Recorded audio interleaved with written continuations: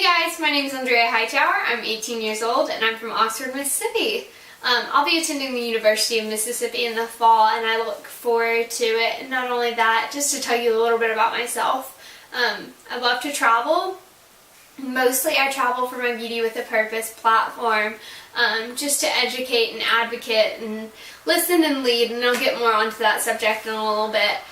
But a little more about myself. These are my two dogs. I have Pippin and I have Presley, and they decided they wanted to nap here today. So we'll just pay no mind. Just to tell you what appeals or what attracts me to Miss World America and Miss World, it is Beauty with a Purpose. It's the whole point behind it, to provide support and help for the most vulnerable in our society. And I think that's an amazing accomplishment and something to strive for as a young woman. Each girl's going to have their own definition of vulnerable. There's going to be the ones who are advocates for breast cancer and advocates for ending childhood hunger, and there's so many more. But I'm an advocate for mental illness, and I'm an advocate for everyone who has ever suffered for it and suffered through it and watched somebody or had to care for somebody. And so that's my whole purpose, and just like every other girl who's being an advocate for everything else, I'd love to have the same respect and be able to make the same change as they are in their world of platforms, to say the least. But that's why I'm here today, and just to throw out there a little quote thrown in by a great American woman, our First Lady. At the root of this dilemma is the way that we view mental illness in this country. Whether the illness affects the heart, the leg, or the brain, it's still an illness and there should be no distinction. And that was by Michelle Obama.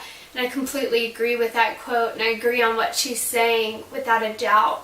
Young women in our society should be able to go and say, I want to go to my therapist, I want to go through my psychiatrist, and not be judged for it and not have to worry about what society thinks of it. Just like anybody with heart disease were to say, I'm going to my cardiac doctor or my cardiologist, or to say, oh, well, I got a boo-boo, so I need to go to urgent care, anything like that. And I don't think it should be any different than that.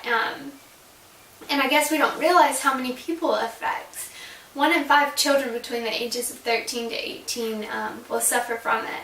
And that's a crazy statistic. I mean, that's 20%, and that's just scary. And 11% of the youth have mood disorders, and 10% have behavioral disorders, and some people just categorize them as bad children. But to be able to take my platform to a national level would be great, and I'm already working on that on my own.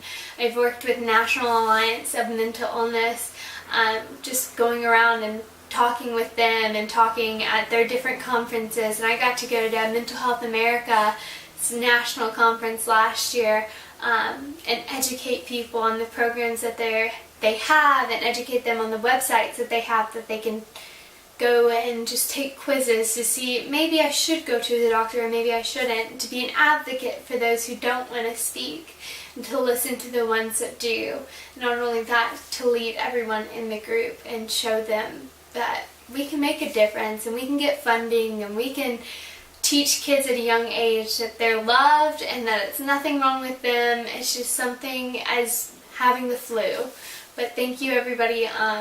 I really appreciate y'all listening to me, and I hope that you enjoyed what I have to think and what I have to say, and I hope that you can maybe take it a little further and talk to your own children, or maybe even talk to yourself about it. So, thank you guys.